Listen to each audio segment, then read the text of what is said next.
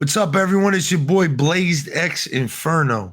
And I'm ENFERNAL and you are listening to episode 68 of the Infernal Gaming Podcast. One away from that number, man. One away from that podcast that you want. Eknight's got to be there for that one, man. We're gonna be there for it. It's gonna be great. It's gonna be.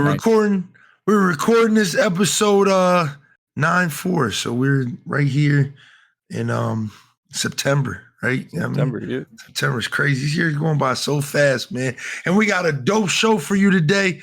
And if you're new to this show, just know you can listen to us on YouTube, Spotify, Apple Podcasts, and more. Links are in the description. Also, check out our personal links as well. Remember to rate the show 5 stars on Apple and Spotify to help us grow. And also make sure you like the YouTube version, comment on it, do whatever you want. I see a lot of y'all watching on YouTube and stuff like that. We appreciate it. Mm-hmm. I mean, not so much on, I don't think on the other platforms. I don't know. I haven't checked, but on YouTube, y'all doing y'all thing. We gotta start checking those. Yeah, real shit, man. But we do appreciate all of y'all that do listen to us and check us out weekly. Let's get into it, man. We got a great episode for y'all today. As y'all can see from the title, this episode is going to be all we got 3 game reviews, really 4, because we forgot one. I beat Final Fantasy 16, so I kind of wanted to just talk about that a little bit. Just a little bit. It's not like I've already talked about it on stream. Is it me, or does it feel like Final Fantasy 16, even though it's out and people say it's good, like it's just, I feel like there's not that much hype behind it in general? It's weird, man. It's weird because you have like this weird small category of people that are like, this game is game of the year. Yeah. And then you have this big group of people that's like, yo, this game is really good. But I think a lot of that has to do with the game right now being a console exclusive for right now. You think it might be that? I think so, yeah. Even though there's a lot more PS5s out there. I don't know. Mm-hmm. I think Final Fantasy's always been a niche type of game anyway. Because I feel like Final Fantasy 15 when it came out was pretty hype. Everyone was hyped about that when that shit came out. So like, and then there's also like Final Fantasy 14. I don't think it's like niche. I feel like there's this one game, maybe because it's locked off to just PlayStation. Not a lot of people are like as hype about it. I remember when it got announced, I saw the gameplay for it, and I literally had zero interest in it. And you've been telling me how good it is, and people are like, "It's like Game of Thrones," and I'm like, I still have zero interest in it. Yeah, it's a relatively good game. I mean, I guess we'll break into this episode with that. Yeah, it's like I beat it on Thursday, right before the end of the month, August 31st. Beat it then. And I said on stream after the credits were rolling, I give it like a solid 9, dog. A solid, very solid 9, dog. It's no higher than that. And I think the lowest you could go with this game is like an 8. All right. Because the two issues that a lot of people have and I have are there's really not that many RPG elements in this one. This is like purely like really like combat focused. Like it's all about the combat. It's all about mastering these different combos and how you use them and stuff. So the RPG elements kind of just, I don't even think they took a backseat. They kind of just disappeared entirely.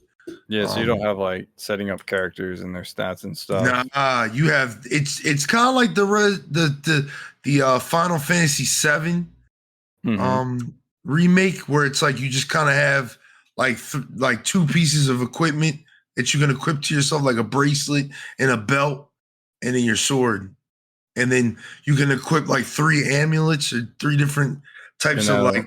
That'll like tweak the stats a little bit, but other than that, it's like not more really. So they tweak the abilities that you have. Most of them that I had equipped just kind of tweaked the abilities that I had, like the cooldowns and stuff like that. Mm-hmm. So the RPG elements kind of just disappeared. And And the second one is there's a ton of filler. Like it's like you'll have a really high moment, and then the next minute, like the progress the story forward, you have to fucking travel somewhere and help somebody find their fucking wallet or something. It's just weird. Like it's like random side quests just for the sake of random side quests. The fucking the pacing is like just, and I think they did it on purpose because this is like out of all the Final Fantasy games, this is probably like the shortest of like all of the Final Fantasy games. It's very short. I can see that. But I also beat the game probably like, I want to say 40 hours, maybe less, maybe a little bit more than that.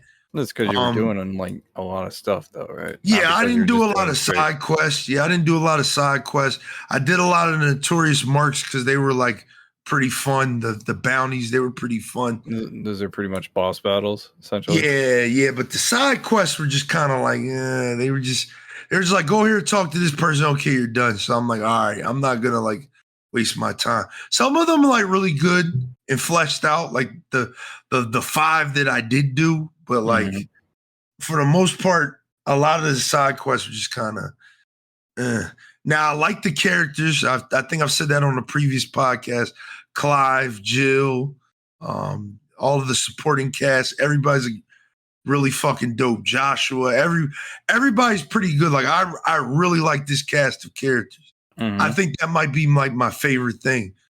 Because I think Final Fantasy for a while, the characters have always been, it's always been like the main character's cool, but like everybody else is ass. Like just think about the last 3 major releases. You had Noctis from 15.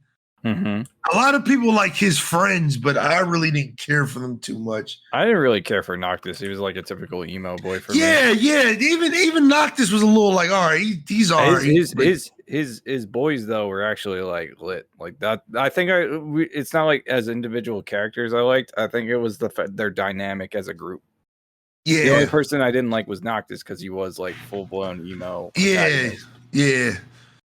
you're right. I do because I do like Gladios or whatever his name is. He was pretty cool. Yeah, they were all cool except for like Noctis was just like, you got. I hate the emo trope main protagonist shit. I mean, that's a Final Fantasy staple, man. It's a staple in all like RPGs and shit. So like D&D, like some people make, my family's murdered and I'm on a planet. Like I'm a Batman clone. Like I hate that shit.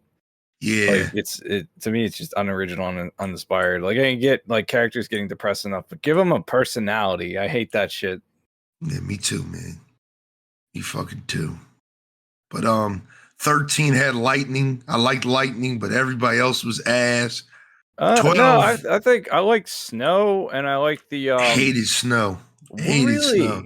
Yeah, I think all the characters were corny, dog. All of them. I thought Snow was at least like the black guy with the chocobo in his hair. Yeah, that dude I like. Sarah. I didn't like her. I didn't like anybody, no dog. one liked Sarah. She was barely in that shit.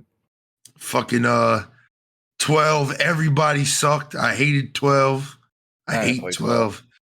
But I think this cast of characters was like really robust, and even like the other dominants. You know what I mean? The other people who had like Bahamut, Titan, Ramu. Everybody was like interesting. Sid was dope as fuck in this game.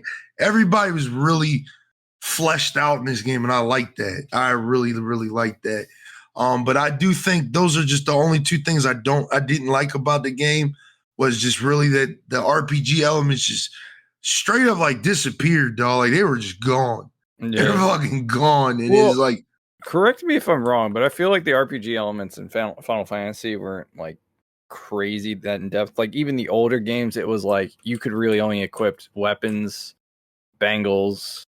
You couldn't really decide on like what kind of class or job they were unless it was like one of the Final Fantasies where you got to choose like that. Yeah. Like one of my favorite ones is with Vivi and that's 9. Is 9. Yes, 9 is one of my favorites. So like even in that, you didn't really choose like stats or anything. I think you could buy like spells and stuff for spellcasters, but like I think it's always been kind of like a bare bones RPG game, and people I think this game just kind of like made it even more bare bones than it necessarily was needed. That's true. I just think it left a bad taste in my mouth personally. I was just like, damn, dog. I was like, yeah, because I don't ever remember being able to play around with attributes for characters really, other than just equipping armor and bangles and stuff. Yeah, but all in all, I do think this game was really good. It was a fun game. I think it was a nice little summer release. Like out of like all these summer games that we got, a lot of them are multiplayer based, but we do have like single player based games like Armored Core and stuff like that. But I do think this game was like, between playing all those games, this was like something that was very nice to play. So I enjoyed this. I'm not gonna lie, enjoyed the game. I'm gonna give it a 9. I said it on stream. I wouldn't be surprised if this game got nominated for Game of the Year, but I don't think it'll win Game of the Year. But yeah, I do think it definitely, if it did got nominated, it definitely deserved it. Well, a good thing is that it is eventually coming to PC, and it's also getting 2 DLCs on top of that. So by the time I get around to playing it, I'll have a shit ton of content to get through.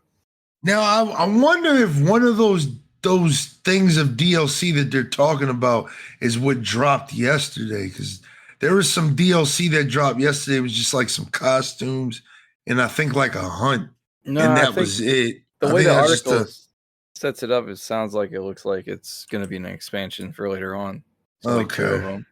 That's good. That's good, because this I was saying that like I would really enjoy if this game got a 16-2 or something like that, because the ending was kind of, you'll see.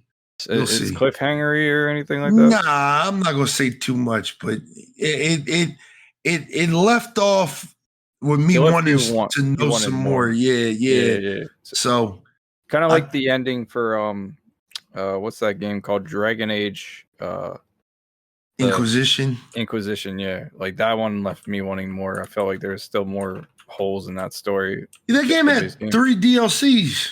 Yeah, but I'm saying like initially on the base game. Oh yeah, hell yeah.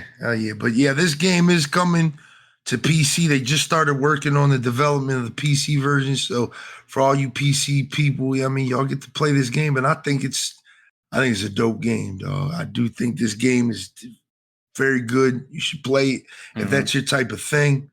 But that's all the news we had on that, and that's my review of that.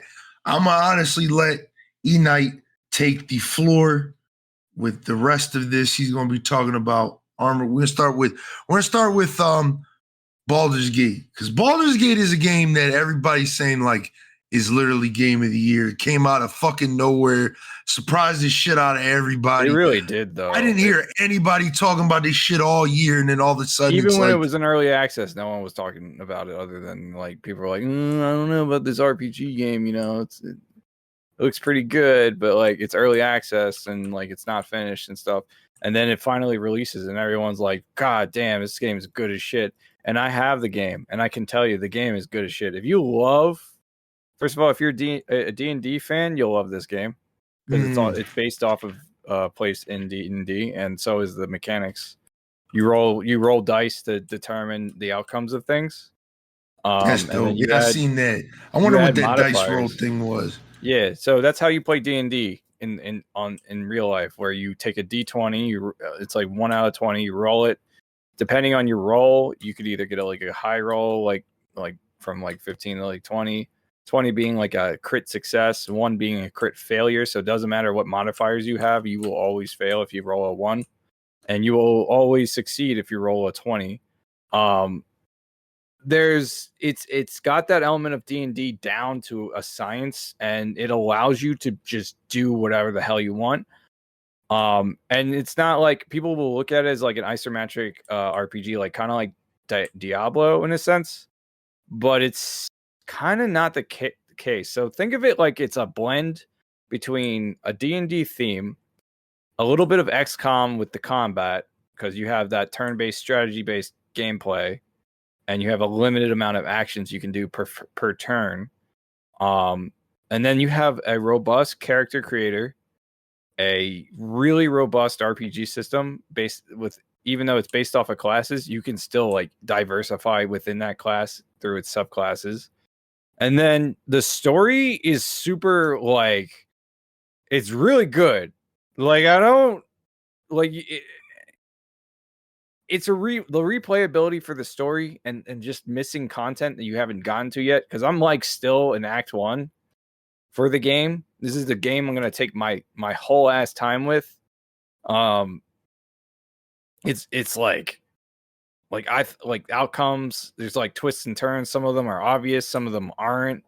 There's like one part apparently, all the characters are horny as fuck in this game. So I've heard. You can bang anybody.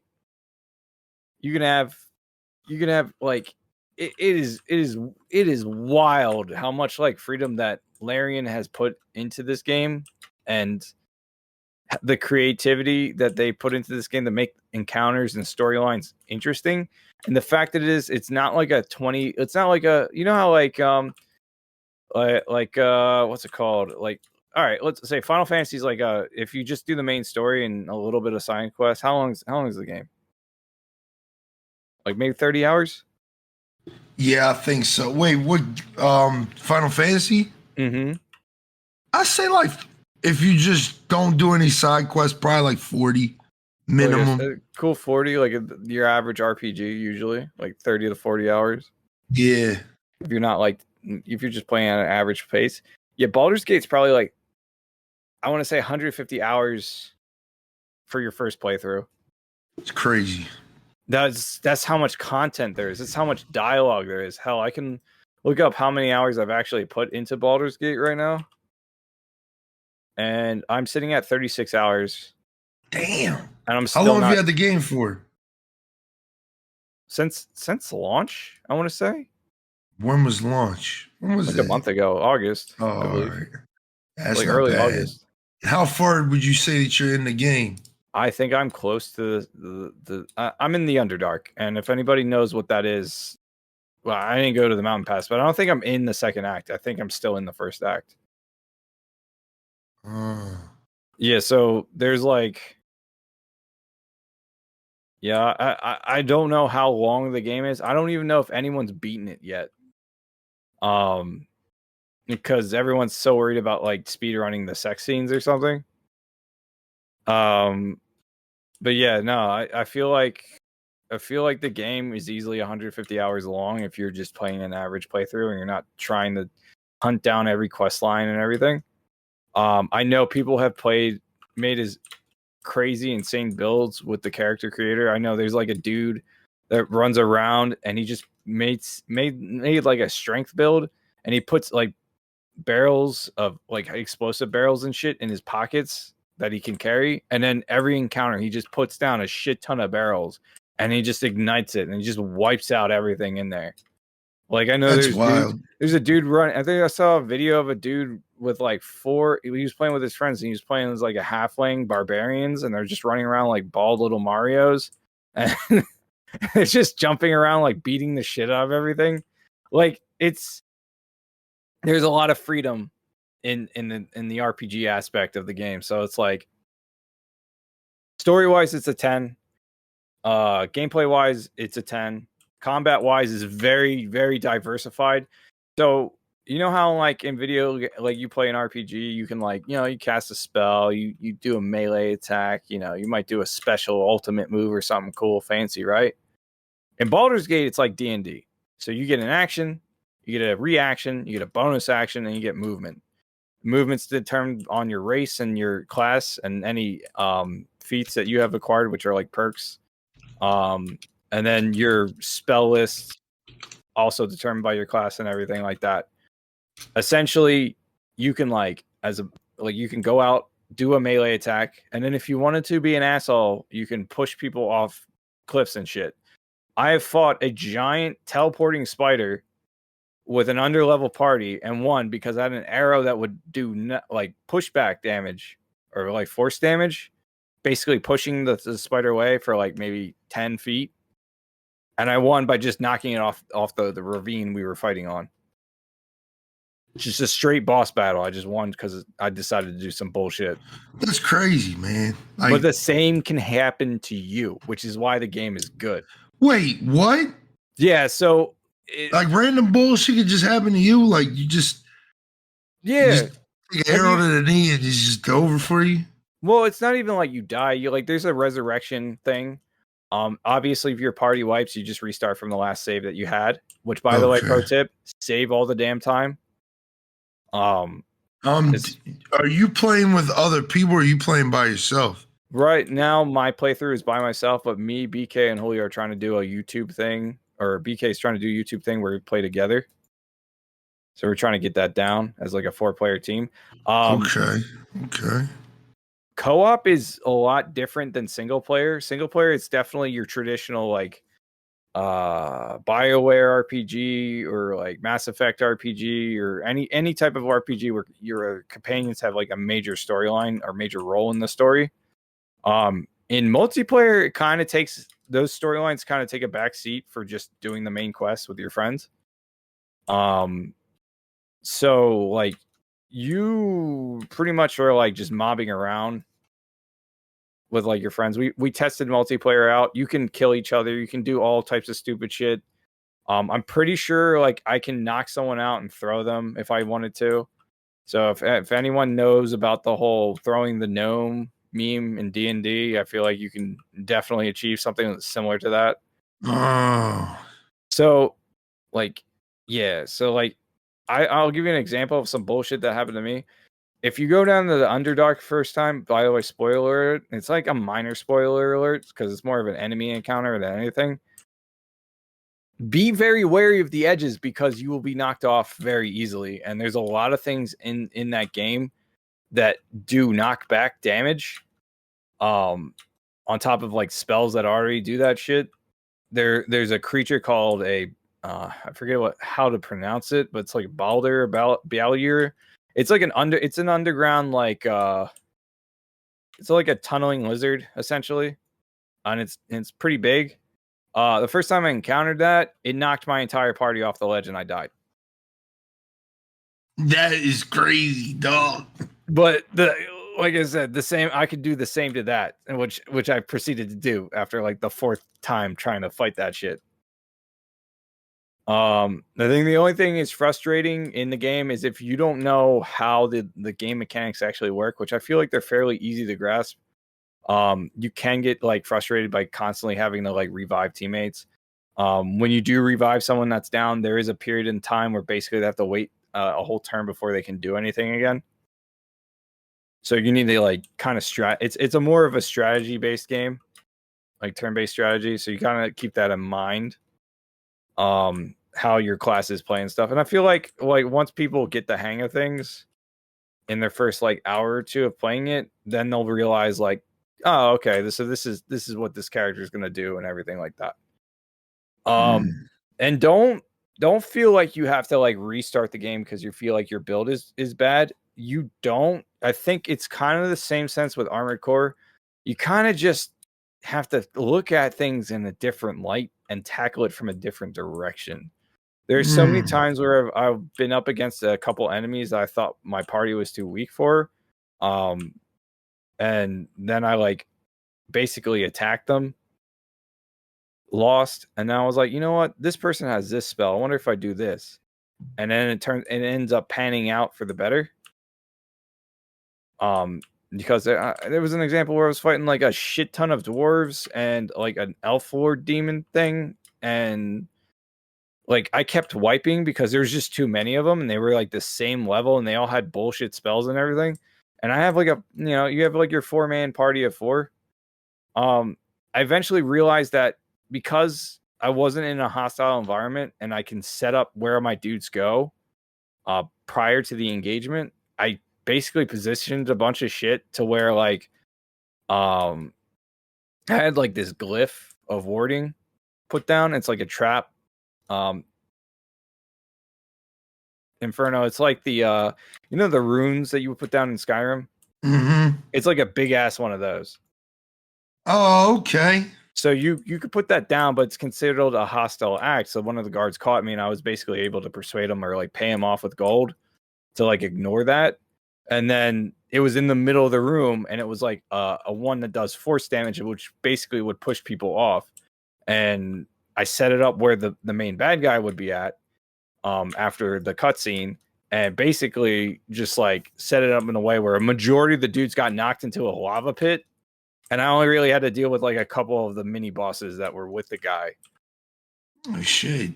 Yeah, so like it's very much There's some like creativity. I like that. Yeah, so it's very much like just using what you have at your disposal, and then also just observing your environment too. So Because the way I've seen people play, like I told you, I've watched a couple of my friends like stream it. The way that I've seen a lot of people play is they kind of play like Final Fantasy Tactics. That's what it like reminds me of. Like they set up in a way where they're like above an enemy, so they're like shooting down at them, or they're using magic, above them or something like that. Yeah, I thought that was pretty like that was pretty dope. There are advantages with like advantages and disadvantages with combat. Like obviously, if you're high ground and you're casting magic or shooting bows, you're gonna have an advantage, and you'll have a higher chance to hit. Definitely use that percentage thing that tells you that how high of a chance to hit to kind of gauge whether or not you should even bother to do that attack or just like try something else. It's not one of those games where you can just run through it just by meleeing anything, unless you're like doing a full party of barbarians, and that's literally like the strategy you're going with. Okay. And so also, what do you think? You put 30 hours into it, so you know if you like it or not. Oh, I love it. You clearly love it, right? It's a 10 out of 10 for me. Okay, that's what I wanted to know. Okay, yeah, all right.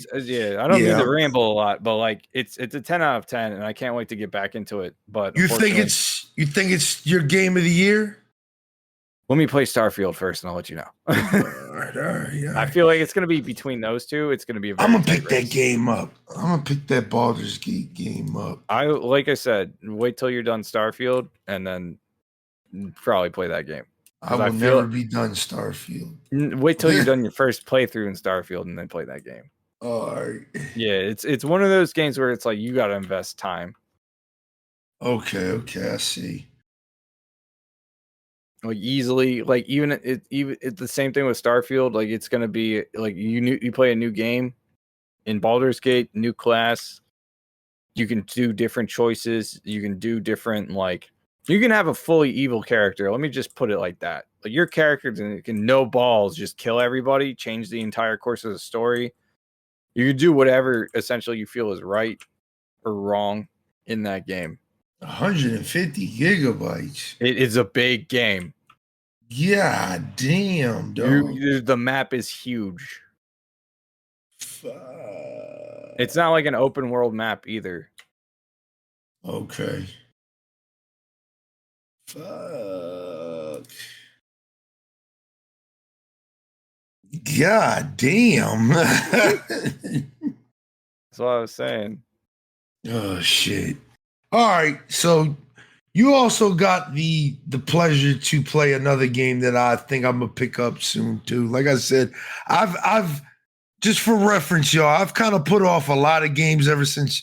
I think the last game I bought was Final Fantasy 16. I put like everything in between that and Starfield to the side because of Starfield. Like I was gonna buy Baldur's Gate 3 like 2 weeks ago.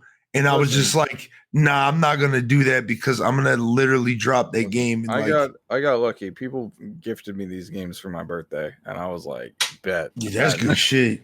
That's good shit. Bet. Don't even.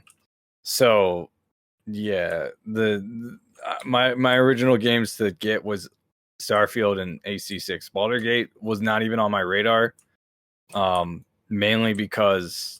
It was an RPG, and I was like, I don't have the time to play a full-blown RPG like that. And then my niece got it for me, and I was like, well, now I have to play.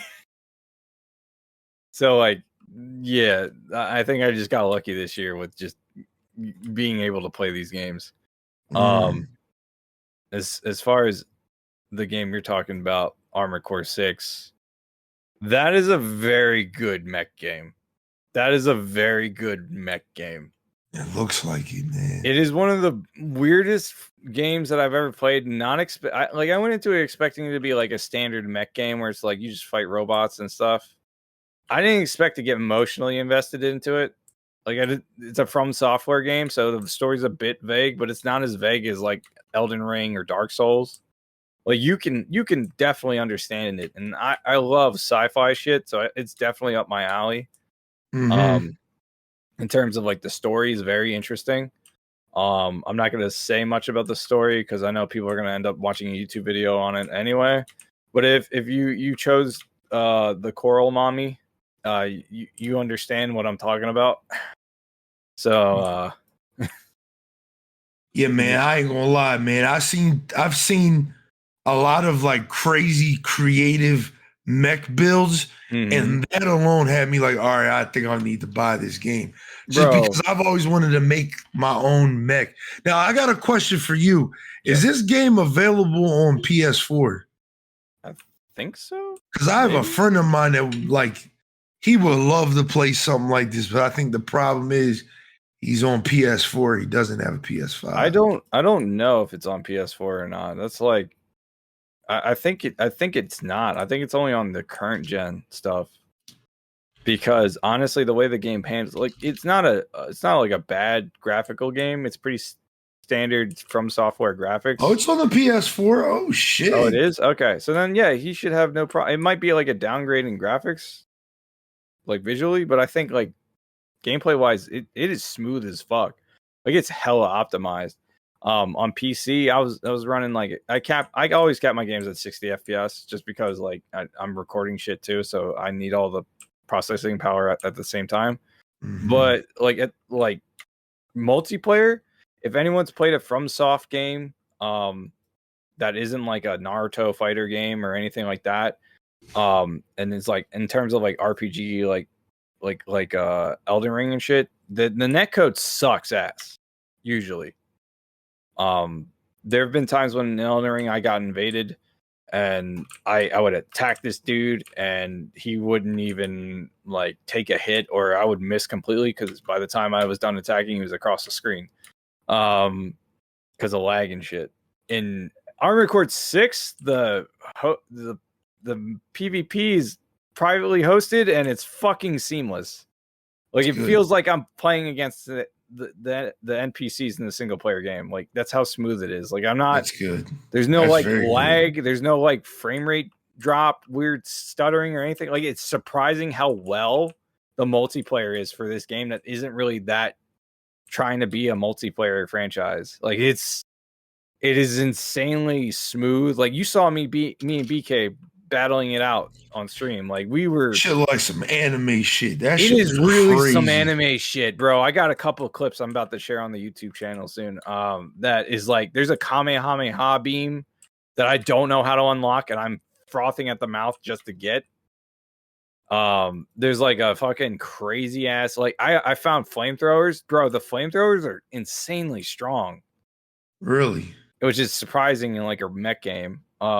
Yeah, like how I beat the game was literally between the Zimmerman shotguns and the fucking flamethrowers. It was like, damn, like it really just was this.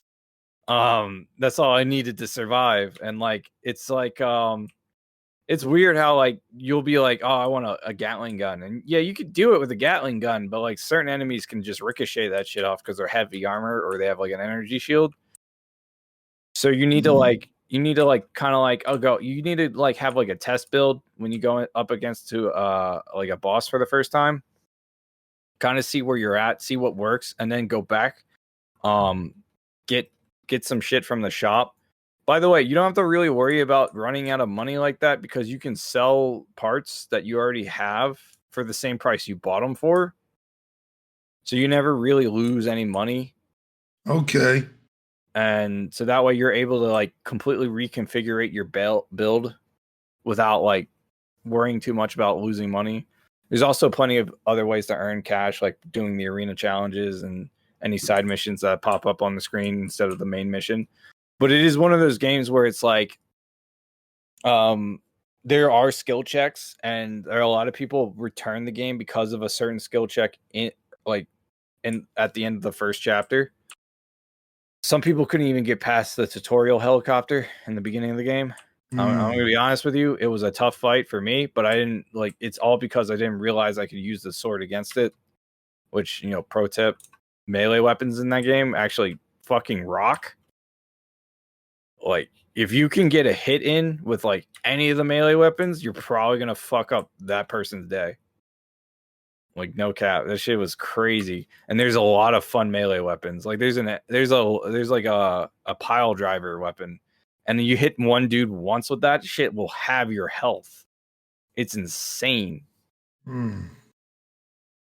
Okay. So, you know, I'm gonna ask with this one. What do you think rate this one? 9 out of 10. God damn. Yeah, no. So like, if it didn't have multiplayer, it'd be like an 8. The multiplayer being as good as it is, and the potential it probably could have later down the line with it, definitely added an extra point. It's not a 10 out of 10 for me because it's like it's a mission based game, so it's not like an open world mech game. So definitely like temper your expectations there. But the mission sandbox is very large, like the maps, and there are a bunch of secret chests and items hidden throughout it. So it's very much encourages you to explore. Each mission's like giant map and everything. So like, if you're about to get into it, know that it's a From Software game. It carries the branding of the Souls game mantra of get good.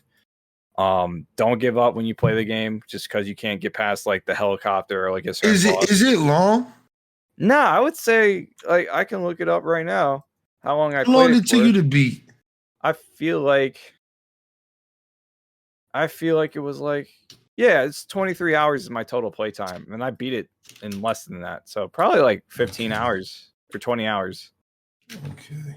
I don't think it takes very like, this game also has New Game Plus, and it also offers it has like 3 different endings, and I think on the 3rd playthrough you get the true ending of the game, or the true ending of whatever ending you picked.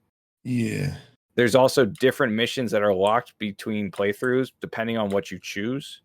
So like, for example, in my 2nd playthrough, I'm still in like, I think I just beat chapter 1 again. Fucking, there's a mission that you play standardly after like, the first boss mission and stuff, and you have to go climb the wall and help the Red Guns kill a bunch of dudes or whatever from the Liberation Front. And essentially, mid-match, instead of those 2 dudes you're fighting with, helping you kill a guy, you can betray them and fight them. And then it turns into like this weird rivalry between you and these 2 dudes now. They're also hard as shit. So I don't like, if you don't think you could do it, I wouldn't recommend it. But like, I did it because I didn't do it before, and I don't think it was an option that was presented to me in the first playthrough. Because I don't think it would have been possible for me to actually beat them with like your current loadout in the first playthrough. Because in New Game Plus, you basically have everything you beat the game with, and then basically makes a lot of the missions a cakewalk until you run into like those bosses that you never fought before. Mm-hmm. And then they're like hard as shit, and it's like, holy shit! Like I don't think I could have beat this dude in my first playthrough at all, especially at this point. There's no co-op, right? No, unfortunately not. This is a game that I think would be awesome with co-op, but like there is no co-op. Okay. I think that's also why I didn't give it a 10 out of 10. It definitely would be a great game with co-op for sure.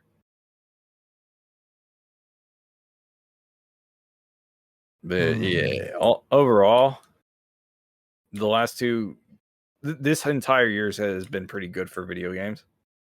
In terms of the titles we've gotten, this year has been too good for games, I would say. It has. And then next year will be ass. Like hell, even fucking, and I gotta mention it because it's obligatory, Halo Infinite is on the rise.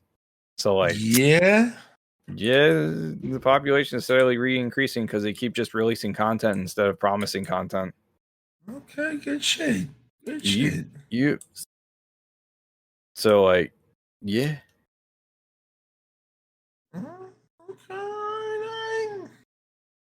I think on multiplayer alone, if you want to get Armored Core, I would definitely get it for the story. single player game. Boss fights are insanely awesome, emotional, great. I don't know how I beat Robot Millennia. I'm gonna be honest with you. It was like I think my 5th attempt I beat her. Wait, there's a robot version of Millennia? Yeah, I think that's what. Yeah, I'm not entirely sure if that's who I thought was Robot Millennia, but it was like on some bullshit, like where they get the second health bar, and it's like, fuck, I went through all my healing items already, but I somehow beat her. Okay. And the final boss fight that I fought was fucking awesome. I honestly wasn't mad whenever I died to anything he pulled off. Like, it wasn't bullshit. Mm-hmm. It was like, damn, I really just got hit by that. Damn, I really just got hit by that. Damn, I really just got hit by that. Okay, all right. Yeah, I'm gonna get this. I'm gonna get that game a try. I'm gonna probably buy that shit like Black Friday. Hopefully, it goes down a little bit. Yeah, I mean, like it was 60. It was 60, right? I got it for free. Yeah, I'm gonna try to grab that jump for like 40 or something like that. Yeah, if you want to wait, if it's not a game you're like crazy, hype for, I would just wait and then. Yeah, it's a game I'm not crazy hype for. Yeah, I would just wait and then just play it when it's on sale. But I do have to give its praises. It is a solid From Software game, and for a robot mech game, I wish there was more I could do in the game besides just new game plus.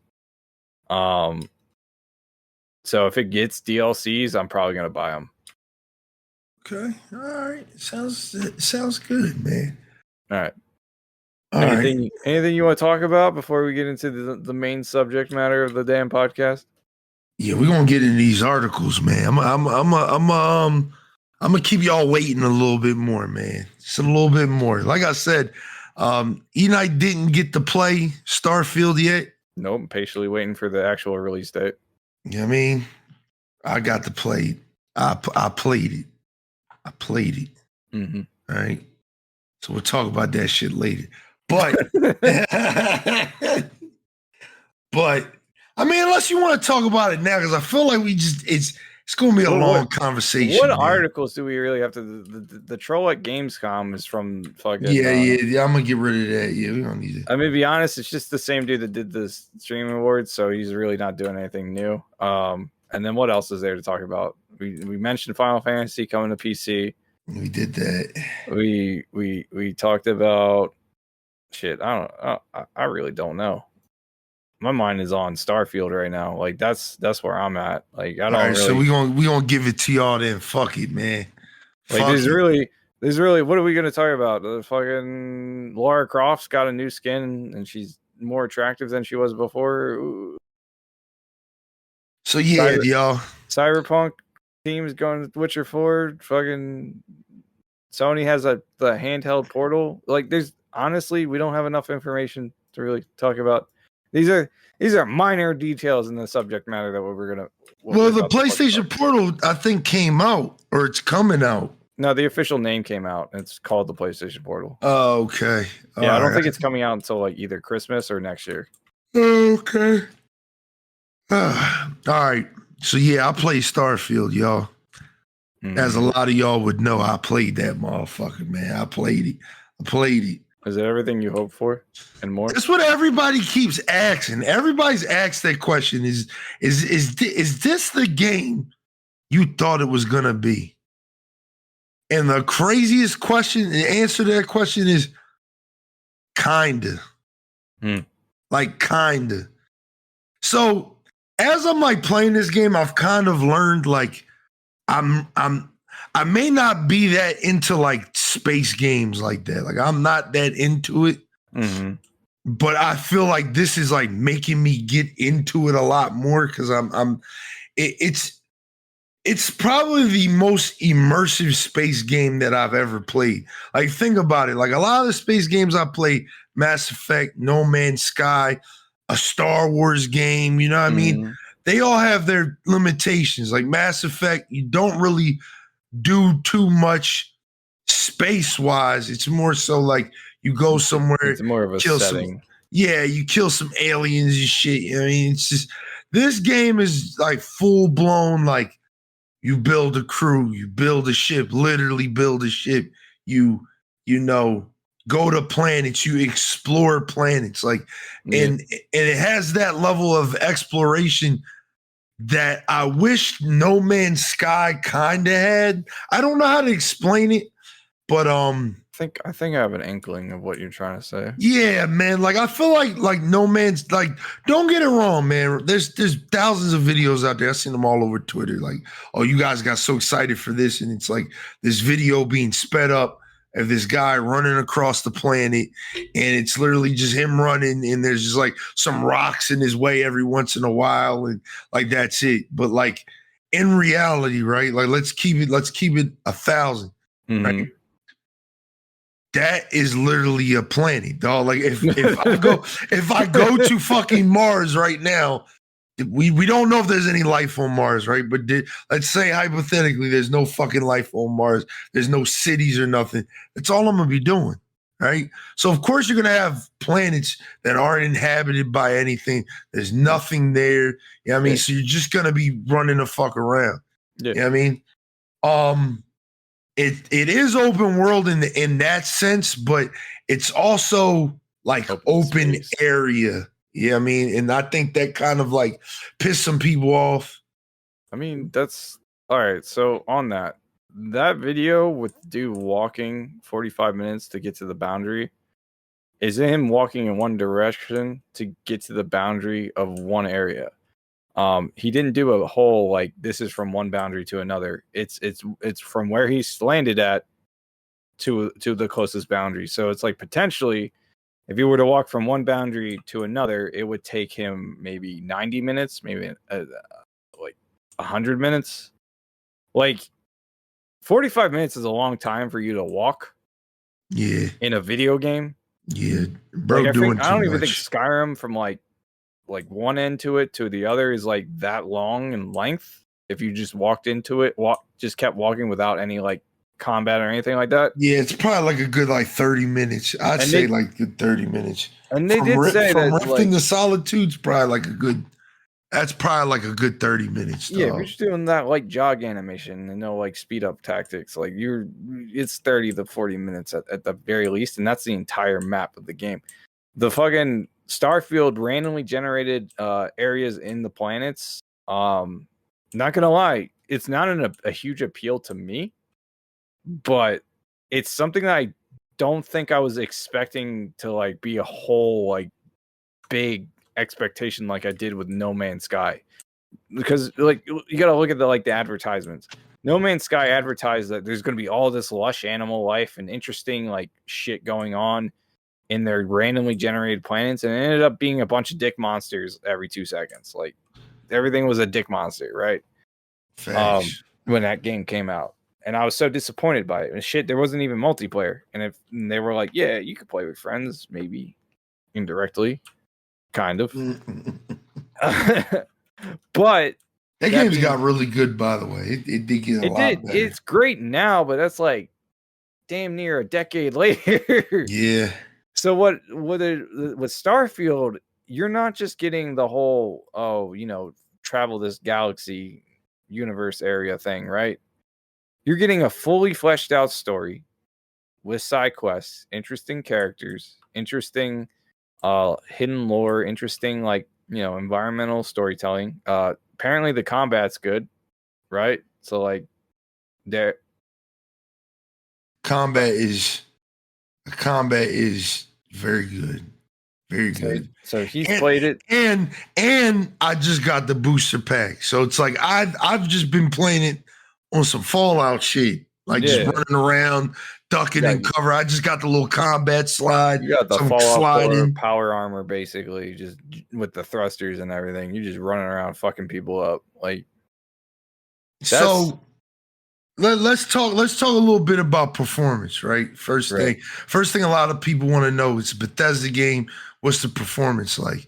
I'm actually right now watching a friend of mine stream Starfield on, I believe, Xbox. I think he said an Xbox Series S. Yeah. And it looks pretty good. Like, I ain't gonna lie. Like, it looks pretty good. Like, it doesn't have the crazy level of detail that like the PC version does, but it has a good amount of fucking detail, dog. Like, Yeah, just for the record, what are you playing Starfield on? I'm playing on PC, dog. PC motherfucking, you know what I mean? Yeah. Not Master Race, dog. And it's running for me flawless, no bugs. I haven't had a bug yet, dog. And I was shocked, dog. Yeah, I was expecting something. The funniest thing that happened to me, and I found out it wasn't a bug, was I punched the shit out of some guy and he literally went fucking flying. But I realized it was because the planet I was on had 0.24 gravity. Yup. So that's so I was like, all right. I was like, okay. I thought he went launching in the air because it was just like, okay, I might have broke something. But no, it was literally because I punched the shit out of that man, dog, and 0.24 gravity. Yeah. But that's another thing that the game also generates is like like the gravity of the planets, the weather, the biomes, shit like that. Like in No Man's Sky, I don't even think I've ever encountered a planet with like low gravity. Like ever. As far as I know. So, yeah. I think it's always been like the same gravity each time. In this game, like from what I saw in like previews and such, and you can correct me if I'm wrong, if you're in like 0G and you have a kinetic weapon, that shit pushes you back. Yeah. And then like there's also like planets where the gravity is so like heavy that you need a boost pack to really actually get up like a short distance. You know what I mean? Like, yeah. It's like all that environmental combat stuff.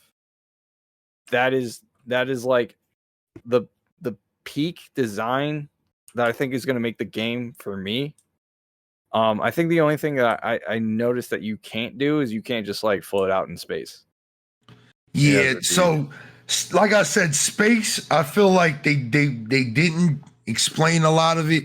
So space is like open area. It's very open area, dog. All right. Mm-hmm. So you've got like, I guess you could say 4 quadrants around the planet. So you might go to a planet like, I'm gonna just give you the name of the home base planet, Jemison, right? You might have Jemison A, Jemison B, Jemison C, and Jemison D. Those are all 4 corners of the planet.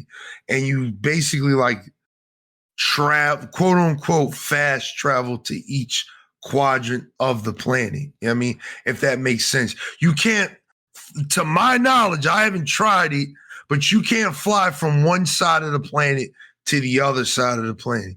You literally have to just fly to each other quadrant. But I might try that out tonight. I haven't done it only because like I'll keep it real with you. I've been doing like a lot of like side quests. I've just been kind of like going to planets. Ooh, I like the way this planet. Like I haven't built an outpost yet. That's something I'm trying to do tonight because it's like it's one of those things where I just want to build it on the right planet. Like I'm trying to find a planet with a seemingly like really good like terrain and stuff like that. Like it just aesthetically looks pleasing and stuff like that. You're trying to make a home base for yourself. Yeah. So I'm trying to find something like decent. But that's also another thing that I don't know if this is confirmed or not, right?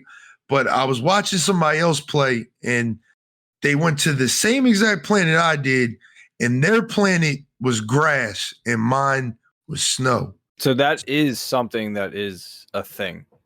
Every planet is different for people? All right. So with the exception, I think, of the main quest line planets, I think the random planets that you can visit are randomly generated 100%. That's pretty dope. Oh, that's pretty dope. So I think it's like some planets are going to be like exactly like you went to one and yours was snow and that person's was grass. I think with those are the procedurally generated planets, like among the 1,000 planets that they said were in the game. Yeah, there's a lot, dog. There's a lot of fucking planets, dog. Like, I ain't gonna lie. Like, and going back to just performance, like again, like I fucked up at first. I put this game on my hard drive by accident. So Yeah, when I definitely went to don't go do that. launch this shit, it ran good, but I was having like this weird audio bug, and it would just like it would like stutter for a second, and then it would stop, and then I was like, "What the fuck is going on? Is this game another Cyberpunk?" And then I looked at where I had it installed, and I'm like, "You dumbass!" 'Cause I bought an SSD just for this game, so I installed it on the SSD. I've literally had no issues. I'm playing this game on Ultra, literally Ultra, the whole time, dog. I turn motion blur off because that shit, I don't know, it just looks weird. But I've been playing on Ultra, 60 frames. I added it. At first, I was playing on high, like capped it at like 200 frames. But then I realized like I don't need all that shit, so I just V-synced it, 60 frames, Ultra, and it's just beautiful, dog. It's beautiful. Loading screens, I've heard a lot of people been saying like their loading screens have been pretty long. Like I've got literally like the longest loading screen I think I've ever got. I'm talking about flying across the fucking galaxy was like maybe 10 seconds. Maybe. Yeah, I mean, so it's just like, dog, like performance wise, they nailed that, dog. And I think that was one of those things they knew, like, as a Bethesda game after Fallout 76.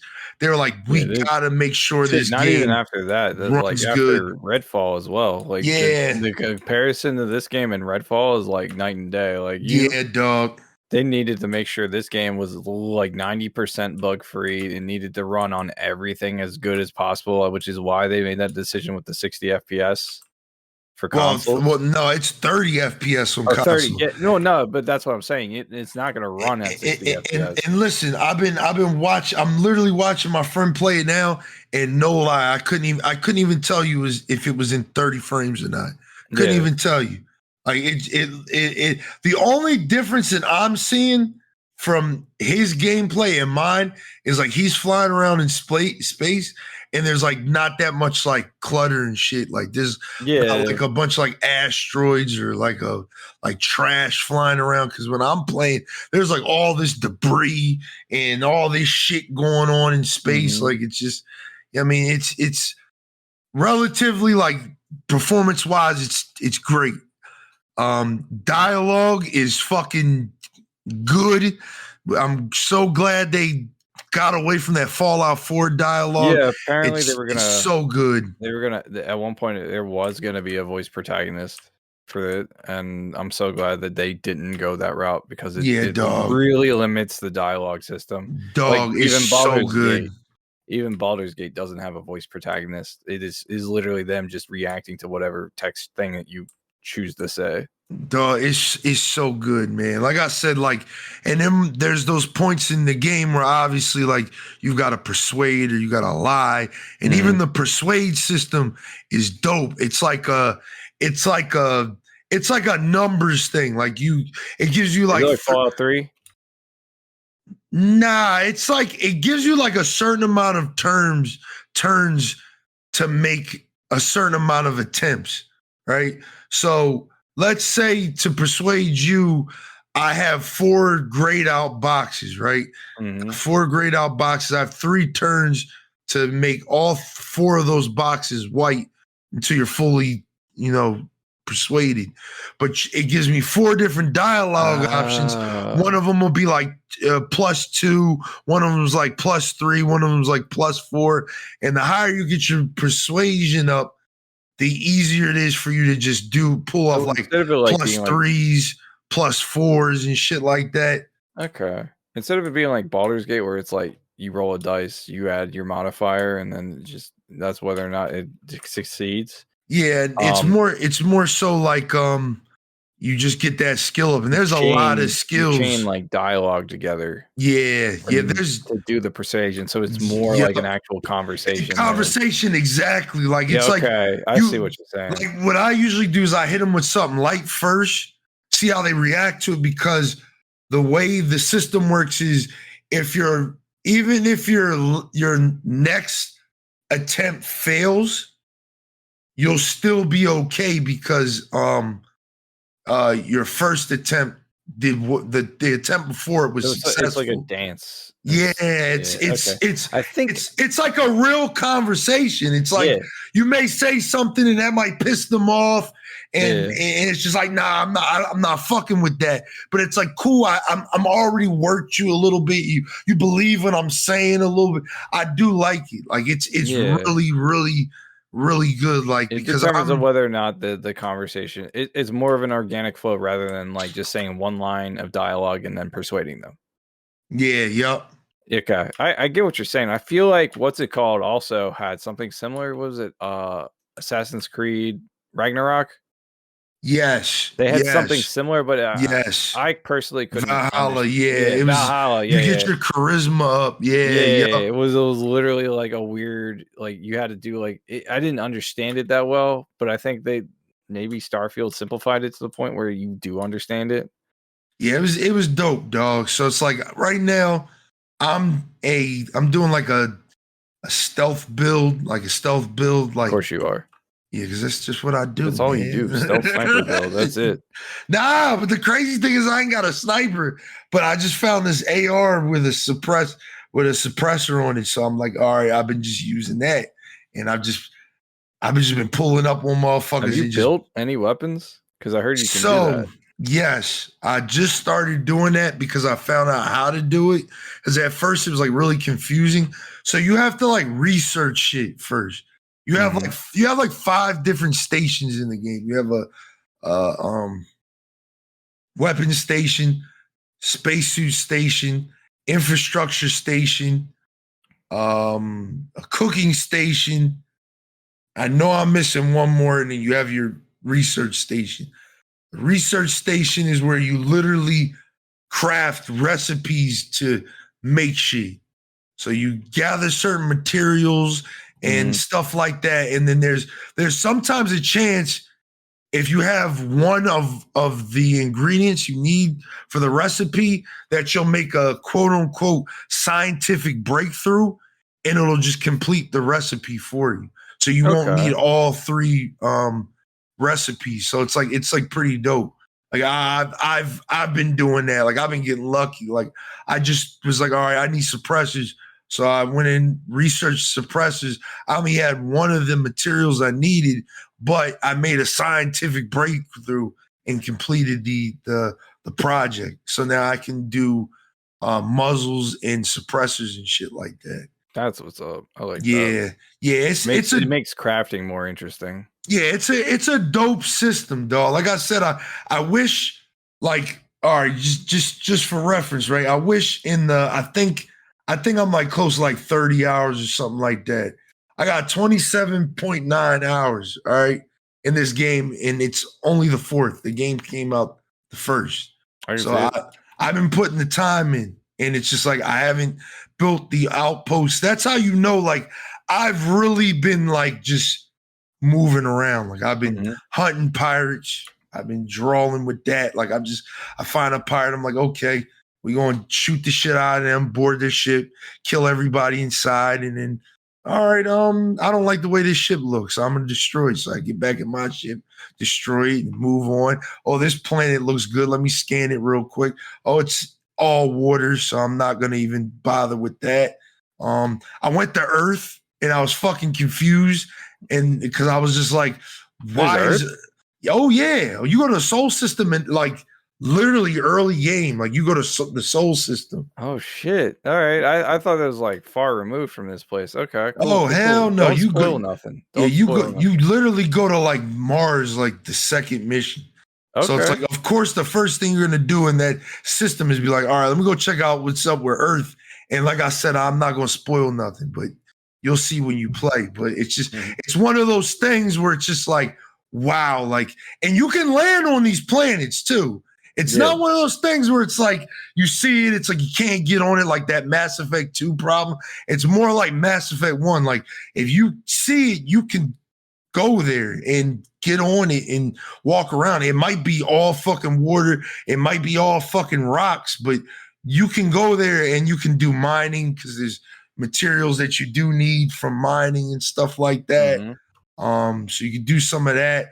But like really, I've just been like just exploring, man. Like I got to a certain point in the story, I'm not gonna spoil, that made me like be like, yo, like this is fucking dope. Cause I was like, yo, the whole time I was playing this game, I was like, there's one thing that this game is missing, and it doesn't have it. And it's okay that it doesn't have it, but it would be fucking amazing if it did.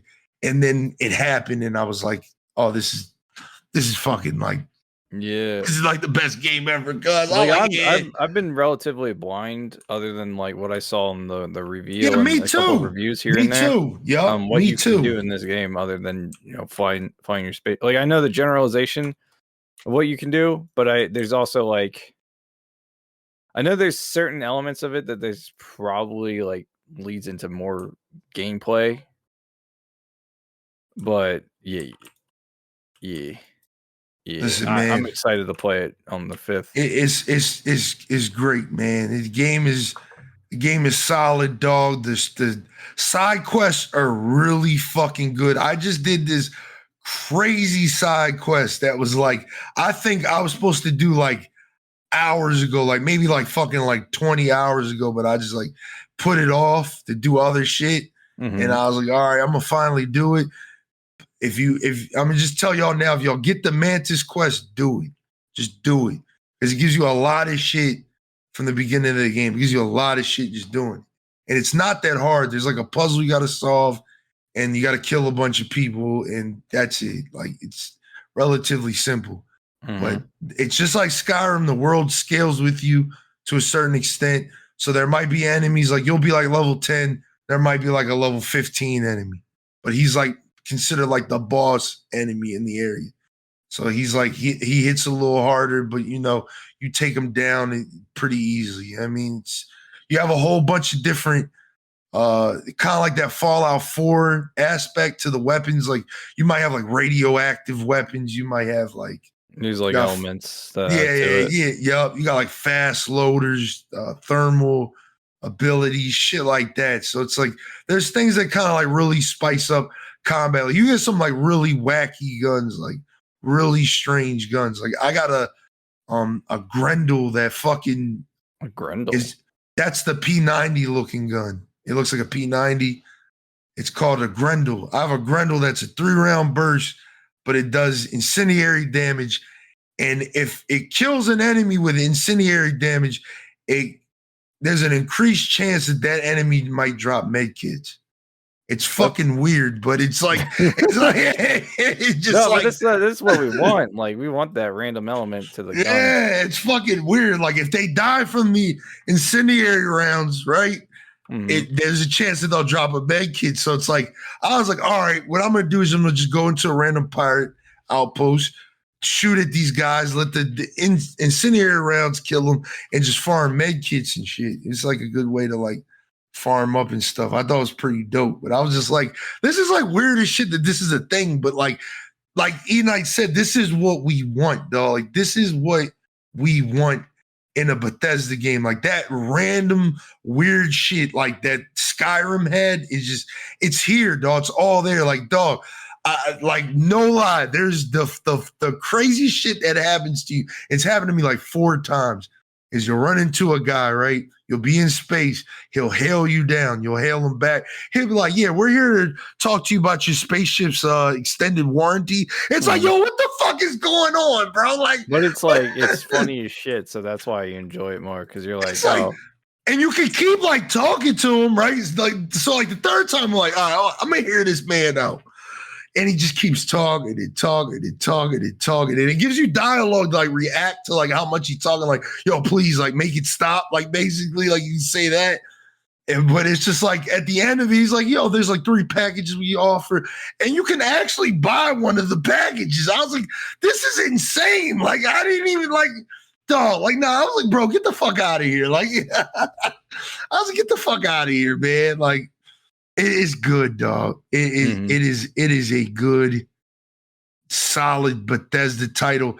Like, because at first, the one thing I was scared of going into this game is that it was literally just going to be Fallout in space. Like that was my one fear. Like. Exactly. That was my one fear was like, dog, like just don't make this give it its own flair to it, dog. Because that's already the problem with Skyrim and Fallout is that people compare the two to each other. Like, this is just Skyrim with guns, or this is just Fallout with swords. I mean, like, let this be something that stands it out. I mean, to where it could be like a successful IP that could spawn like sequels and shit like that. Well, And I don't even think this game needs a sequel. Like, it doesn't.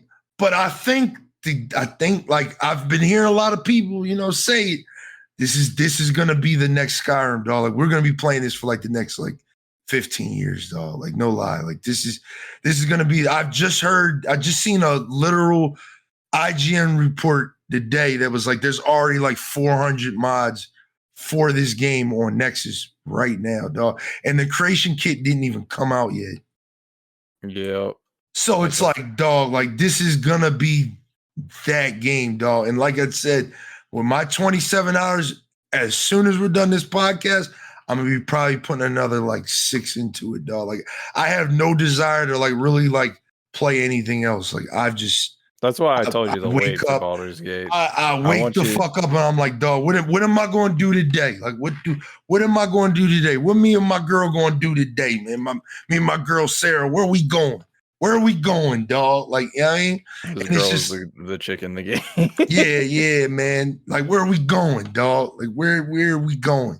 And it's like, even then, like, the characters are fleshed out. Like all of the people within Constellation are like very unique, and they have their own different attitudes, and they have their own side quests. I just literally unlocked like everybody's side quest.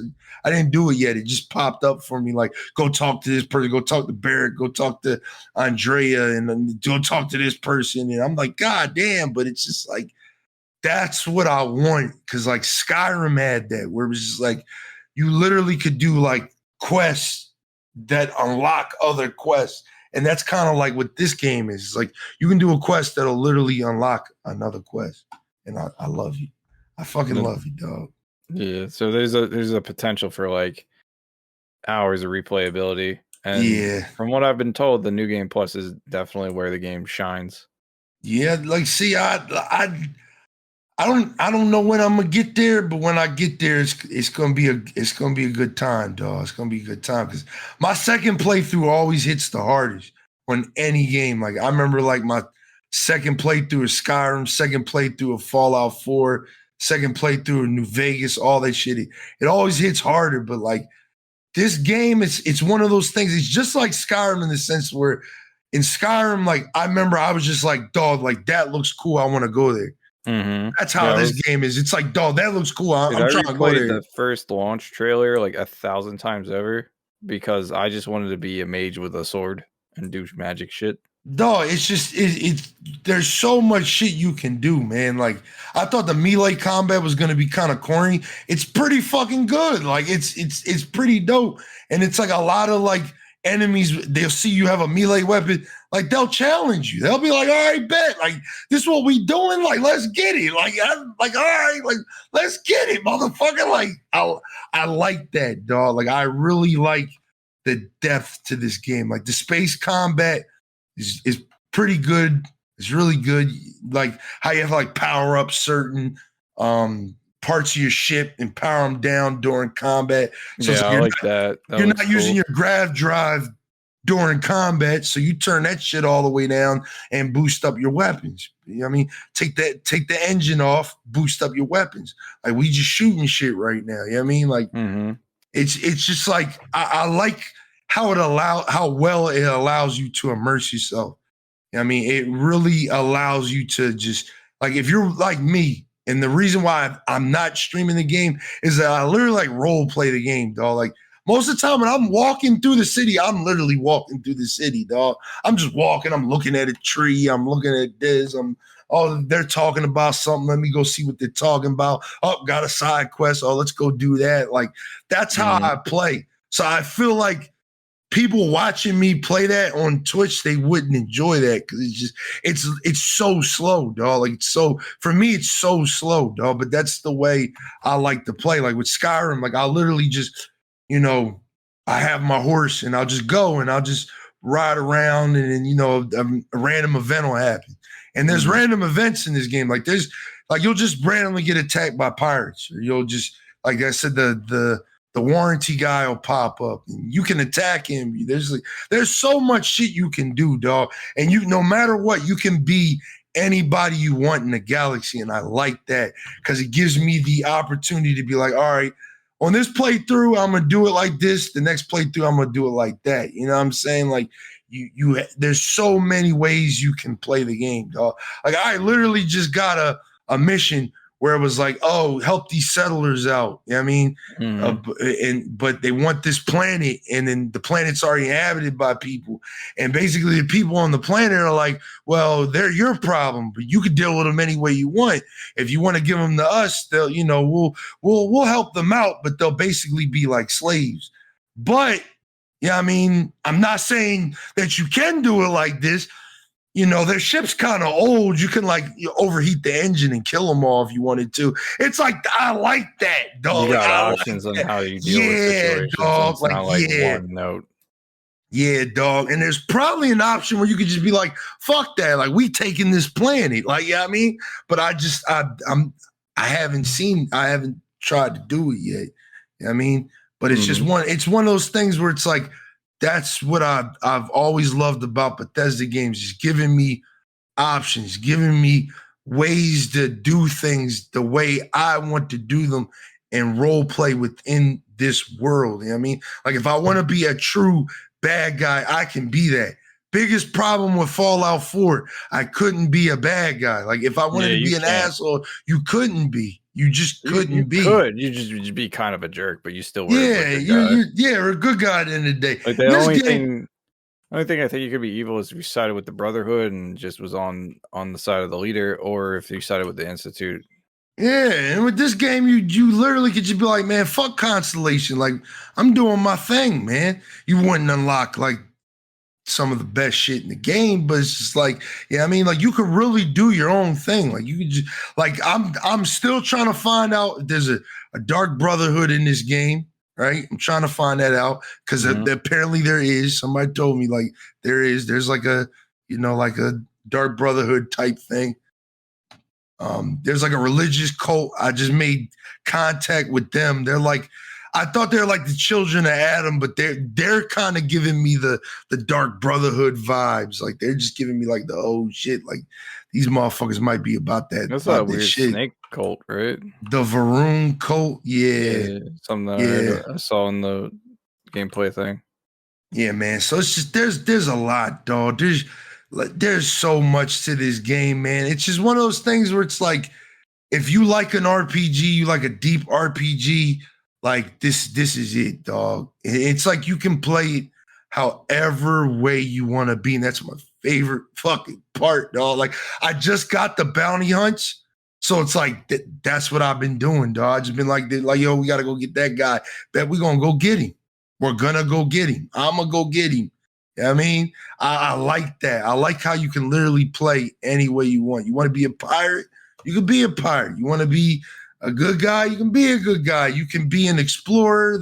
There's a massive skill tree, and you level up your skills by actually doing the fucking skills. Like it'll be like, you know, the level to get the next rank for ballistic weapons, you gotta get a certain amount of kills with ballistic weapons, or to get your carry weight up, you have to like run, you know, for a certain amount of time or a certain amount of distance with a certain amount of weight on. You know what I mean? Like it's just you progress in the game by doing things.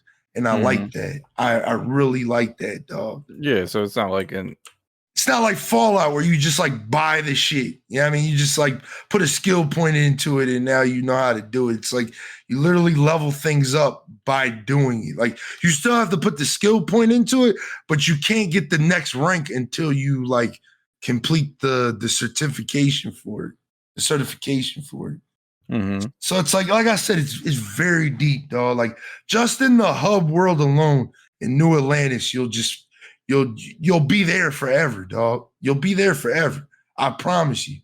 I fucking promise you. You'll be on that planet forever, dog. Because that's what I was. I was just like, I'm going over there. Fuck the city. I'm gonna go out to the frontier. I'm going over there. I mean, are they giving me quests? There's this going on. All right. I mean, like it's dog. If you like these types of games, like you'll love this fucking game, dog. Is it game of the year? Probably. You already know it is, dog. It sounds like it. It is, dog. It is. There's, dog. When they said that they put 25 years into this game, I was like, "What the fuck do you mean?" But you can tell, like, this was like a story that they've been building for years at Bethesda. Like they've been working on this space opera for a long time, like crafting the characters, like because, like I said, all of these characters have like their own unique backgrounds and stuff. It's like really dope, dog. The way the world kind of tells the stories, like really deep, man. Like just, and you're just like this thing within it. I mean, you just do your thing, dog. As everything just kind of unfolds around you. I mean, it's great game, dog. Great game. It sounds like a phenomenal game, and I can't wait to play it in 2 days from this recording. 2 days, dog. 2 days. And like I said, man, like, did you take time off for this shit? Oh yeah. Yeah, because you're gonna need it, dog. Yeah. No. you're gonna need it, dog. Like, I'm gonna keep it real with you, dog. I'm definitely gonna need it. I'm gonna play like the first 3 days is gonna just me playing it for like maybe with small amount of breaks and everything. Yeah, man. Like the first day I really couldn't play like that. Like I came home from work, I played a little bit of it. It was my dad's birthday, so I went and spent time with him. But like, you know, literally that Saturday, it was a wrap after that. And mind you, I made a character. I didn't like the way they came out, so I made another character again. So I just deleted that character and started over. You know what I mean? So it was one of those things where it's so good, man. It's so good, dog. So many different companions you can have with their own attitudes and what they bring to just the various things in your life, like your crew, like your starship crew, your outpost crew, your on the ground crew, just everything, dog. It's very good, man. The way they can you organize it like that too? Yeah, hell yeah. You can have like your follower with you. Like I have like Andrea, she's good with like guns and shit. You got Sam Coe, he's good with like rifles and shit. So he's good to bring with you, like if you're like doing some real serious shit. But I've just been rocking out with the chick because she's just kind of like, you know, she does like everything really well, and I'm trying to fuck. So, so I'm trying to fuck. So like it's just one of those things, like, you know what I mean? Like you can really like, and each character has like things they're good at. Like they might be good at like engines and shit like that, or shield proficiency. So they'd be better on your ship. I mean, there's lock picking. The lock picking system is really cool in this game. At first it's like mad confusing. It's like a little puzzle. You gotta like figure it out.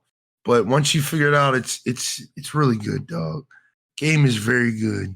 I got really nothing bad to say, man. Got really nothing bad to say, dog. Like the one bad thing I was gonna say, which I'm not gonna say it on stream on the podcast because it's kind of a spoiler, but it's just like once you get it, it's like, dog, the gameplay opens the fuck up, dog. Like it opens up. So yeah, if you got an Xbox PC, highly recommend picking this up. All the people that bitch about 30 frames, like, dog, it's not that serious. I also saw people comparing it to Cyberpunk, and like there was a video of like what you can do with Cyberpunk now versus what you can do at launch for Starfield. And I gotta say this, it looks like there are people out there that are just trying to find reasons to hate the game. Yeah, dog. Like I don't get it. Like I don't get it, dog. Like Xbox got a major W with this game. Like they have they finally got the W that they needed to have with Redfield, with fucking Halo Infinite, with Redfall. My fault. You know what I mean? I'm trying to get back to the game, the game, dog. Like Like, it's just like, dog, they got the W. Let them get the W. PlayStation players, like them Sony ponies, y'all are salty. Like, just it is what it's okay, dog. It's okay. Just get a PC and you can play it, man. And you don't have to worry about the fucking 30 frames if it bothers you so much. I don't think it's that big of a deal. Once the game is on Game Pass on what's that, Wednesday, I'm gonna actually play it on my Xbox to see if the 30 frames bothers me that much. Notice, but I don't think it'll be that bad. Yeah, like I'm watching my friend play it right now, and I'm like, it just looks like a little sluggish compared to my gameplay. Yeah, that's it. That's honestly, that's just an option that they did. The machines that the Xbox will have right now weren't strong enough to do it at 60 FPS, and so they. I don't think that. This is what I think it was. Well, that was the reasoning, though. I think it more so has to do with just the overall. They want things to be seamless because, like I said, there is a lot of fast traveling in this game. So with all that fast traveling going on, it's like you don't want a bunch of loading screens. That's why I think on PC this game requires an SSD because you literally have to load that shit. Like, dog, you'll see when you play, you're going to be fast traveling a lot, dog, like a lot. You'll get to a section and then fast travel again, and then get to another section and fast travel again. You might do something real quick, fast travel again. Like, it's just like that, dog. It's just like that. I mean, and you just got to, you got to roll with it, dog. You got to roll with it. I might not like try to fast travel as often. I think I'm going to just take the spaceship option and do a lot more. It's possible. I'm gonna see tonight. I'm gonna truly see tonight if I can just fly my ship to the next quadrant, if it'll allow me to do that. No, I think when I look at it, that shit says like 800,000. Yeah, I mean, no. So you can, like, that's already been a thing. Like I saw a news article for it. You can do it. It's just gonna be uncinematic. It's gonna be boring as fuck. It's gonna be like No Man's Sky. Like, you're in the sector, you can go to the planets in the sector. You can either do the hyperdrive thing and get there in 2 minutes, or you can do just hit the speed boost thing and be there in 4 days. Like, you can do it. It's not gonna be that fun. And I think it's like, unless you're trying to go for an ultra realistic playthrough, I think it's just gonna be, it's just gonna be you wasting your time a bit. Maybe there'll be real shit, random encounters along the way, but I think, like, when I say fast travel, I mean, like, there's fast travel and then there's starship hopping. I think I'm gonna do more starship hopping than I am gonna just go to the space map and go, oh, fast travel to this place. Yeah, man. Listen, dog. Go play this. Go play this. Stop listening to this podcast. Go play it, man. I can't. It's locked. It won't let me play it unless I pay money to do early access, and I'm not doing that. I thought it was worth it just for the sole fact I get the expansions and shit. I'm already locked in with all that. So I don't got to worry about that shit later on. I don't got to worry about it neither, because I'll just pick them up when they come out. I get the whole pre-order the season pass thing, but I've had such negative experiences with, like, Destiny, Fallout, all that shit. Like, there's only been like a handful of expansions that have come out in a season pass that I actually liked, and then there are others that I just didn't like. So I'm cool with not, like, getting a season pass for any type of expansion that comes out. Like, I'd rather just, like, hang on to the cash and then buy it when I'm ready to play it. Because it's like, once I'm done with my playthrough of Starfield, I might do a New Game Plus off stream, assuming I can even stream this game. And then, like, after that, it's like, I'll just dive into the DLC when it comes out, or when I'm ready to play it. Yeah, it's listen, man. The base game alone is just a lot, dog. It's a lot. It's definitely going to be a lot, and I think the fact that the map is going to be so vast in its entirety allows for them to play around with unique expansions. They don't have to, like, it's not like Fallout 4 where they make a whole new area from scratch. Now they can just take a random planet and just kind of just go, oh yeah, this planet at the edge of the map that probably no one has explored yet, we're going to turn it into a DLC now. or like just be an area or add a planet into that area where the DLC takes place. Yeah. So it's not going to be like, Far Harbor, where there's a whole brand new area you have to take a boat to, and it's like a whole loading screen, and then you're there, and it's like a very small section of the map. Like, now they can fully integrate the entirety of this map as part of the game. You know what I mean? I listen, dog. Game's good, man. Like tonight, I'm probably gonna go to Neon. I ain't go to Neon yet. I've been avoiding it. I have no idea what you're talking about.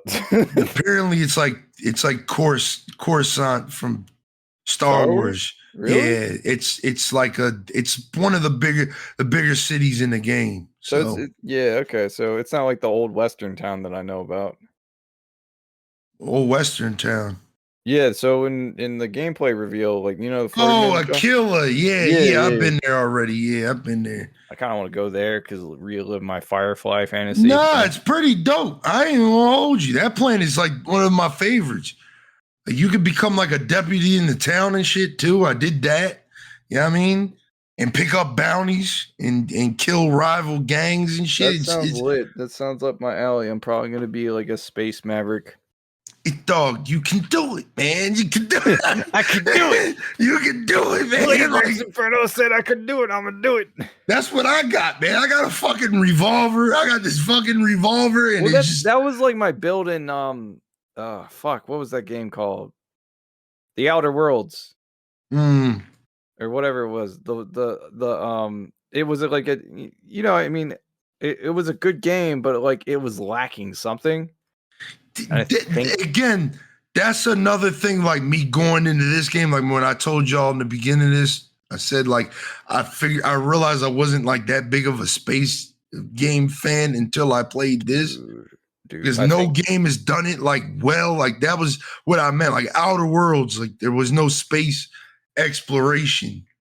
Yeah, just got in your ship and went places. Yeah, your ship was just a fast travel thing, and and check in with the NPCs. Still a solid game though. That game was fucking fire. Like I like that game. I love that game. I love my build in that game. I like the elements that they were trying to pull. It's just like I feel like Starfield. I think the only thing it needs is me being able to disembark from my ship in space, so I can do shit in space. I mean, they already have the gameplay element. Like they already have 0G. Shit. Gameplay. So they could do it. I just don't know if it's like they were just like they didn't have enough time to add it in there, or if they were just like, we don't feel like designing shit around this or whatever. But I figures that, yeah. I feel like if they add that ability to just disembark from your ship later on, I feel like it'd make the game like 100% crazier. Because like think about it, it's like, what if you sneak up on a ship and you want to just like infiltrate it, but you don't want to like have to basically blow up the ship to just get into it. You just leave your ship flown on over, grab onto it, break into it, and then just be like, "Yo, what's up? This is mine now." And now you don't have to repair this shit. The ships are dynamic, and I didn't know how dynamic they were until literally before we recorded this. Build your own shit. Like it is so in depth. When they showed off like the fact I was talking about the interior. Like I didn't know if you could upgrade the interior, but I realized like, so I've been riding around in the starter ship, the Frontier. I just got a new ship. Just got a new, like you could say legendary ship. It's really good. You got a new whip. That shit's got 3 floors, its own private quarters. Quarters for your crew, like a recreation area in it. The cockpit looks crazy. All right, it's dog. Like I'm trying to tell you, like the depth of this game is just. You can get lost, man. You can get lost. It's also like I've seen like shit like the Millennium Falcon has been recreated. I've seen Unity Star Frigates. I've seen the Pelican from Halo, the Condor from Halo. Like I think some people are trying to build the Enterprise from Star Trek. Like you can build your favorite fantasy ship, and I feel like it's good. Like you can go from like tiny ships to really big ships, and I think that's like the biggest thing that in my mind is like it's not like a default ship where it's like, oh, this is your ship, and you can add like a thruster pack to it, and it's blue or green or whatever, and you can kind of change the paint. It's like, no, I want a living quarters here. I want like engines in the back. I want engines in the front. I want missiles over here. I want like you design the layout, the way it functions, how big it is, what the interiors are, the colors, like it's beyond what was expected. Yeah, hell yeah. And I think they nailed it out. Like it looks like they nailed it out of the park. Yeah. Like I said, man, this game is good, dog. It's good. I can't wait to stop recording this shit and go play because Well, let me ask you this: is there anything else you want to talk about? Yeah, I kind of want to hit these articles real fast. Just fuck those articles. Let's just hit them real fast, man. So that what are you rating Starfield from what you played? It's a 10. It's a 12. It's a 12. It's a 13. It might be even higher. It's good, dog. It's very good, man. It's good, dog. It's like I've been wanting this type of RPG for like years now. I think the last time I've got an RPG with this kind of depth was probably Witcher 3. Maybe.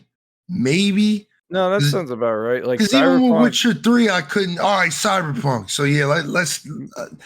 I say Cyberpunk just to be realistic, because I was really hyped for Cyberpunk and the RPG side of it. You know what I mean? So I say Cyberpunk, but it didn't deliver, because at the end of the day, it was just kind of like Fallout, just not post-apocalyptic.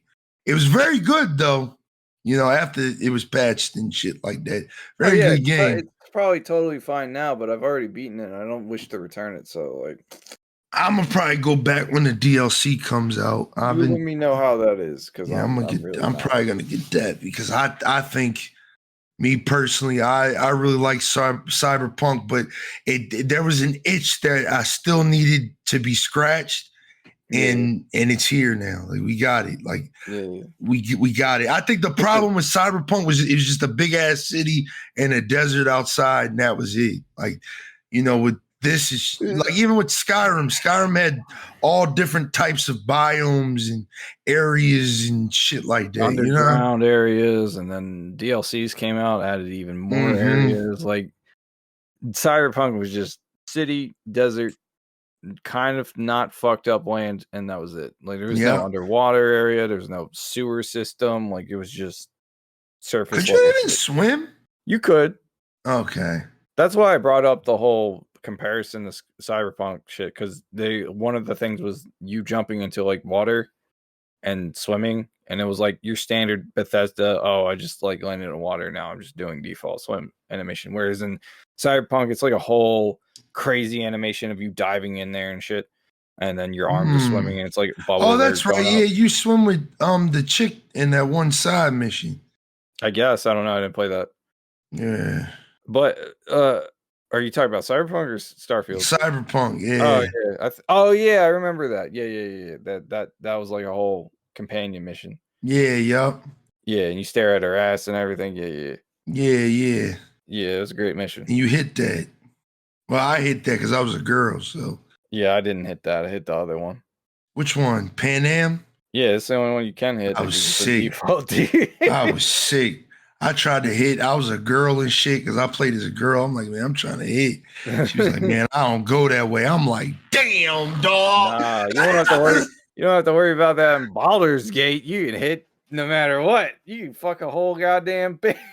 Yeah, that shit's crazy. All right, I ain't gonna lie. These Xbox loading screens are they're kind of strong, dog. Oh my god. These motherfuckers are kind of long, dog. These loading screens kind of long, dog. That's why I said maybe that's why they cut it to 30, because it required a lot more loading and a lot more like less detail on screen to capture that performance. And not to mention, it's like Skyrim, like you can pick up and drop a bunch of items in a pile, and that will, they have to render all that shit real times. Yeah. At all times. So yeah, I think that's part of it that went into it that would cause an issue. But like you said, I'm looking forward to playing it. You gave it a 13 out of 10. I think it's just good, man. I think it's just good, man. The only thing I'm hoping they have secret in there is a Halo Master Chief armor. There's probably a mod for it. If there's not, yeah, I'm definitely downloading the mod after my first playthrough. Yeah, man. I'm a Master Chief. I'm trying to tell you, dog. Game is phenomenal, dog. All right, phenomenal. But let's wrap this podcast up. Yeah, let's get to it because I'm trying to get back to the game. So yeah, y'all know what Starfield is like. I'm about to go play it. Quick announcement, real quick. This Friday, September 8th, I'll be doing a 24-hour subathon for Friday Night Fight 30, baby. It's gonna be a good time. Come out, come vibe. I'm gonna be giving out some things. I might give out a game, depending what the funds look like. Come this Friday, I might try to give out something. I'm doing 2 gift card giveaways, but I might try to give out something a little bit more to show love. Come out, come play some games with us. We playing a variety of games. We playing a bunch of different shit. So come through. Most of them are free to play and on multiple systems or on mobile. So you'll be able to play with us. But it's going to be a great time. Please come through. Come vibe. Come chill with Liddy Gang and Sleepy Gang and fucking Prosperous's group and, Dagon's group. We're all coming together and we're going to just have a good time and play some games. So if you're there, come tap in twitch.tv/BLAZEDxENFERNO. Link is in the description. Also check out Eknight shit because I kind of want to see that Armored Core video he's going to be putting on his YouTube. So make sure you check out his YouTube as well. That link will be in the description in the link tree. Make sure you check that out, man. But this has been episode 68. Starfield is great. Game of the generational game. Like I said, it's a generational game. We're going to get back to it. Yeah, fuck those articles. Yeah. Y'all have a good day. Yep. Peace out.